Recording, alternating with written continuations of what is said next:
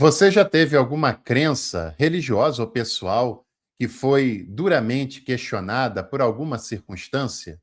E qual foi a sua reação quando isso aconteceu? Pessoal, no vídeo de hoje nós vamos falar sobre dissonância cognitiva e qual é a sua relação com o cristianismo.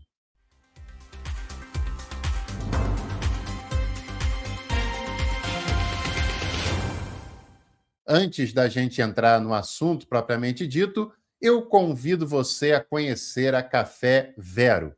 Se você gosta de café, como eu e como a grande maioria dos brasileiros, experimentar o Café Vero é investir na qualidade do aroma, do gosto do café, na qualidade desse café e, é claro, ter uma experiência com essa que é uma paixão nacional, né?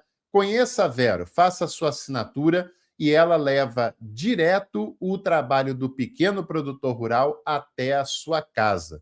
E você nunca mais vai querer saber de outro café. Bom, gente, hoje nós vamos falar um pouco sobre dissonância cognitiva. E eu já posso adiantar para você que esse assunto afeta muitos cristãos e cristãs, mais até do que você possa imaginar. Dissonância é uma palavra que tem a sua origem na própria música, tem a ver com sons. É quando dois ou mais sons estão em desarmonia, o que causa uma dissonância. Na psicologia, esse conceito ele foi criado a partir de 1957 por um psicólogo chamado Leon Festinger. E ele associa a questão da dissonância com as questões cognitivas, da inteligência, tanto a inteligência do ponto de vista mental, intelectual, quanto a inteligência emocional. O Festinger, ele estava observando justamente uma seita religiosa que acreditava que no Natal daquele ano específico naves alienígenas viriam sobre a Terra e os resgatariam, os levando para um lugar melhor e para um lugar desejado pelos adeptos daquela seita. O Festinger começou a perceber que aquela crença ela seria dissolvida quando chegasse o dia de Natal e aqueles adeptos percebessem que aquilo não aconteceria. Mas, para sua surpresa, não foi exatamente isso que aconteceu. Porque quando aquilo não foi confirmado, aqueles adeptos da seita começaram a dar uma outra explicação para o ocorrido.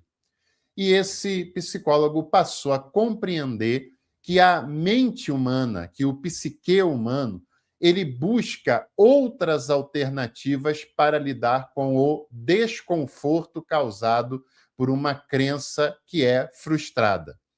Você já deve ter ouvido falar de pessoas crentes, pessoas cristãs, que diante da enfermidade de um ente querido ou de algum dos membros da própria igreja, começam a fazer campanhas de oração para que aquela pessoa seja curada. Muitas vezes entregam profecias dizendo que ela vai ser curada, ou colocam um peso sobre aquela pessoa dizendo que se ela crê, Deus vai curá-la, com certeza. Agora, acontece que em muitos casos aquela pessoa não é curada e ela logo em seguida vem a óbito. O curioso é que as pessoas não reconhecem que aquilo não deu certo e elas começam a buscar uma outra resposta para lidar com o seu desconforto psicológico de uma crença frustrada ou mesmo para dar respostas a outras pessoas que tenham tido essa frustração. E começam então a explicar que aquela pessoa morreu porque essa foi a vontade de Deus. Que Deus tem um plano e Deus quis que aquilo acontecesse, que foi a maneira que ele encontrou para livrar aquela pessoa da enfermidade. Na verdade, isso é apenas uma alternativa ao desconforto. Na verdade, não é uma explicação válida de fato. É apenas a psique humana procurando lidar com uma crença que foi frustrada. Geralmente, nós temos três tipos de comportamento para lidar quando uma crença ela não se confirma. Algumas pessoas procuram mudar o comportamento, têm um acesso à própria realidade e percebem que aquela crença não tinha nada a ver e que elas precisam amadurecer. No campo religioso, a minoria das pessoas tem essa postura. A segunda postura é quando a pessoa muda de ambiente. Ou seja, ela teve uma crença frustrada, por exemplo, ela descobriu ou teve contato com a informação de que Moisés não escreveu o Pentateuco. Diante do desconforto que ela tem, ou ela muda de postura, como no primeiro caso, e passa a estudar isso melhor e a compreender essa relação da ciência e ressignifica a sua fé nesse ponto especificamente, ou ela muda de ambiente. Ela começa a dizer que a pessoa que levou essa informação é um herege, é um liberal, é alguém que quer acabar com a fé cristã, ou alguém que não foi iluminado pelo Espírito Santo, e ela se fecha numa bolha apenas de fundamentalistas que compartilham da sua própria opinião. Isso é um alento no desconforto causado na sua psique. Ou então as pessoas podem ter uma terceira compreensão sobre o caso. Elas diminuem o impacto e o valor daquela crença. No exemplo que eu dei, elas começam a dizer o seguinte: não, você disse isso, mas tem outros especialistas que afirmam que Moisés escreveu sim o Pentateuco. Na verdade, não tem. Na verdade, esses especialistas são pessoas que se fecharam numa bolha para não ter que lidar com esse desconforto e fazem uma pseudociência. Mas, para essa pessoa, é mais confortável lidar com gente que fala o que ela quer ouvir. E isso nós vemos acontecer muito na teologia e muito no estudo sobre o cristianismo em si. Membros de igreja geralmente têm essa segunda postura. Se fecham em bolhas que apenas falam o que eles querem ouvir, que apenas concordam com aquilo que eles já têm como crença e buscam negar ou diminuir de alguma maneira as outras informações. Né? Geralmente, a dissonância cognitiva ela está associada à necessidade que o indivíduo tem de procurar coerência na sua própria vida. A dissonância cognitiva ela ocorre justamente quando existe uma incoerência entre as atitudes da pessoa, que ela acredita serem as corretas, e o que realmente é praticado. A pessoa diz uma série de coisas, mas ela pratica coisas bem diferentes daquilo que ela afirmou anteriormente. Outra coisa que nós devemos também pensar é que a dissonância cognitiva ela inclui elementos cognitivos e também emocionais. E quando ela se manifesta, é um estado desconfortável psicologicamente, gerado por cognições que são inconsistentes. E uma pessoa que lida com a fé cristã, um crente praticante da fé cristã, constantemente está diante da chamada dissonância cognitiva. Por quê?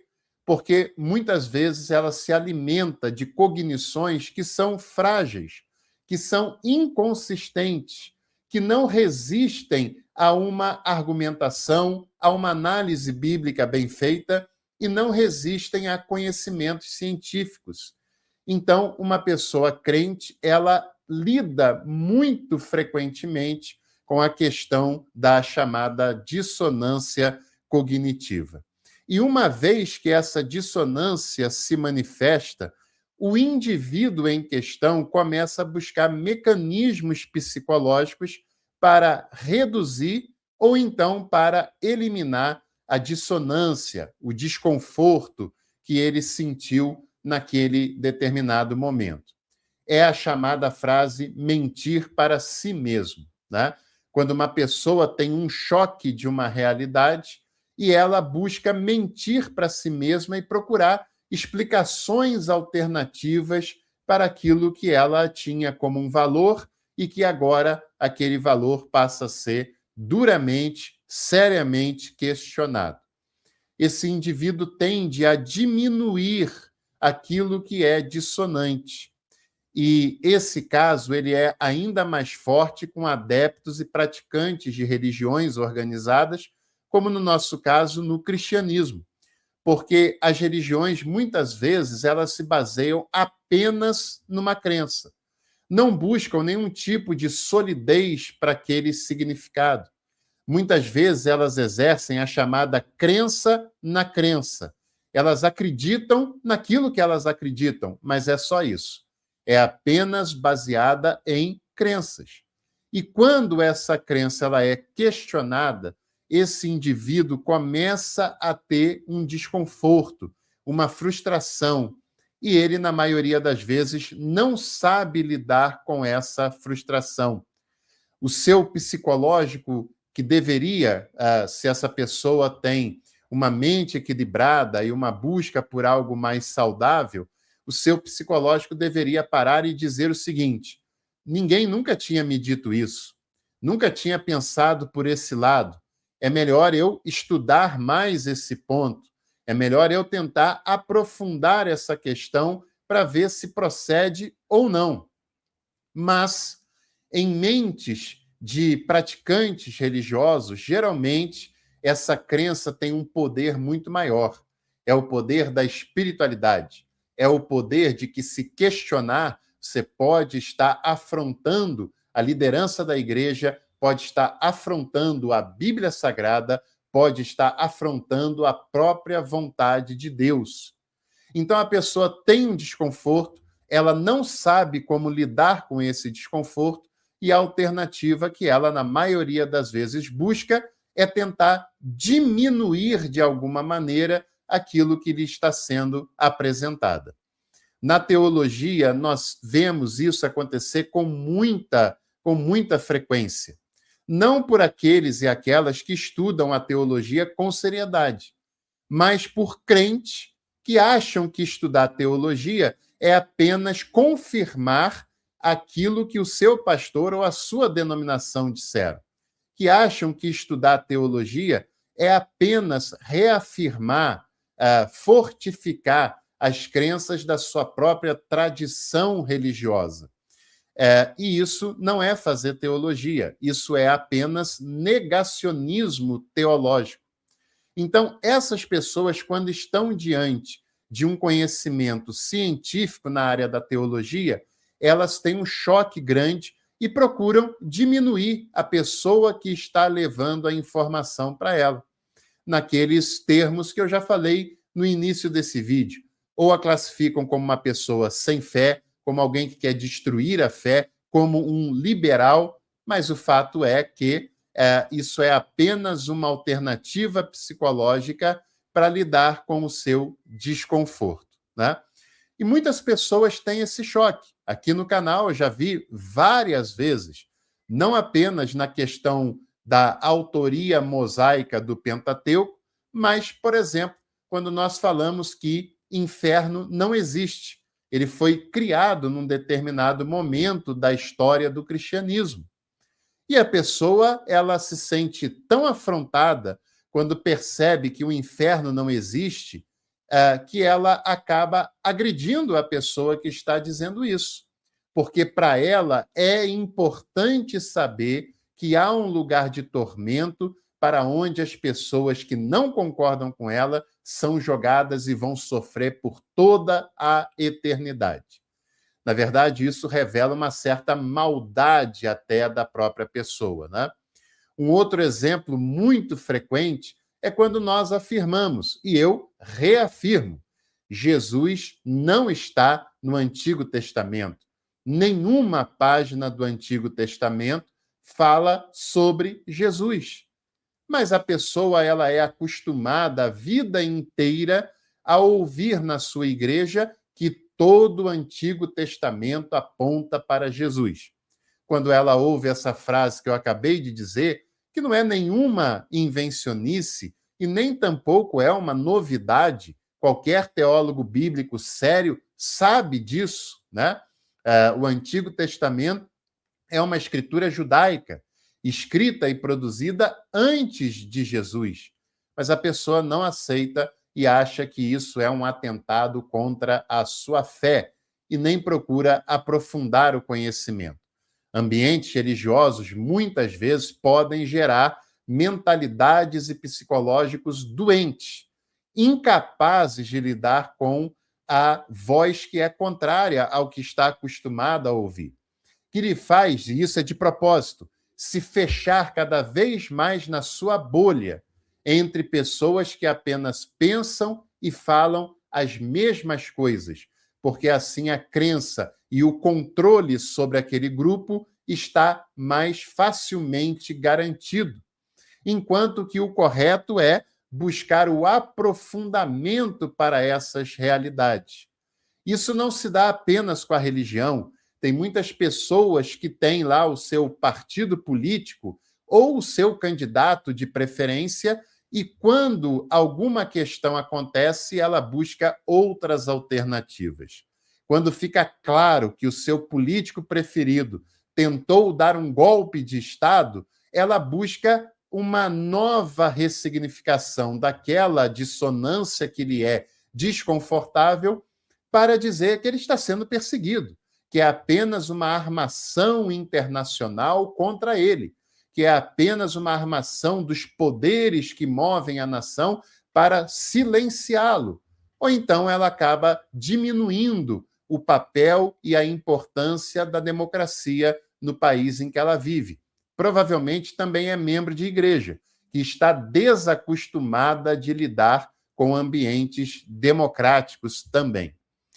É muito interessante quando nós percebemos pessoas capazes até de negar as evidências e são capazes até de negar um conhecimento científico apenas para se manter numa frágil harmonia daquilo que elas creem com a realidade que se apresenta para ela de uma maneira muito diferente do que ela gostaria que fosse.